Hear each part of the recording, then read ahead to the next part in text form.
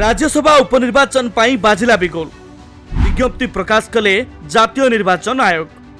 देवाशीष इस्तीफा पर खाली पड़ा ओडिशार गोटे आसन। संख्या दृष्टि आसनटी बीजेपी को जीवा सुनिश्चित। किए जीवे राज्यसभा ताकू नहीं आरंभ होइछि अंक कषा। देवाशीष सामंतराय राज्यसभा जीवा नहीं बड़ संकेत देइछंती राजस्व मंत्री।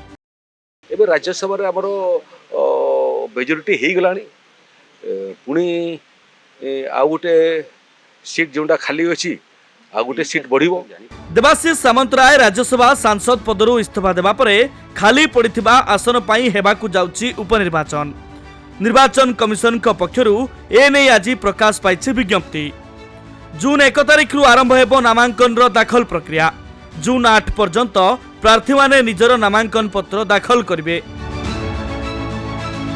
जून 9 तारिख रे प्रार्थीपत्र जांच करा जिबाकू थिबा बेले जून 11 तारिख हेउछि प्रार्थीपत्र प्रत्याहारर शेष तारिख। एहा परे आवश्यक हेले भोट ग्रहण प्रक्रिया मध्य हेबो। 25 तारिख रे देवाशीष सामंतराय राज्यसभा सदस्य पदरु इस्तीफा देइथिले। तांको इस्तीफा परे खाली पड़िथिबा आसन को नै एबे राजनीतिक उष्मता बढ़िछि। तेबे संख्या दृष्टि आसनटी बीजेपी को जीवा सुनिश्चित। तेबे किए हेबो परवर्ती राज्यसभा सांसद ताहाकु नै आरंभ होइछि अंक कषा। राजस्व मंत्री सुरेश पुजारी कहचंती ममता और सुजित को राज्यसभा पठा जाइथिला। तेबे दल सेहि भली किछि विचार करुथाई पारे। सुजित कुमार जिते इस्तीफा देखी आसिले से पुनर्निर्वाचित होकर गले एवं ममता दीदी से मध्य राज्यसभा इस्तीफा देखिए आसते भाजपा जोगदेला से गले। तेणु जे भाजपा समस्त संभावना अच्छी जे इस्तीफा दी बाबद दल विचार कर।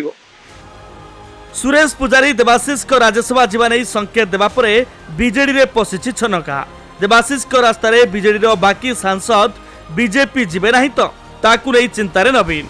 मानस मंगराज, सुभाषिष खुंटिया, सुरता देव, सस्मित पात्र, संतृप्त मिश्रଙ୍କ मध्यरु आहु केही बीजेपी लिंक रे अछंती कि बोली बीजेडी मुखियांकर संदेह बढ़िथिबा अंदर महल रे चर्चा जोरदार।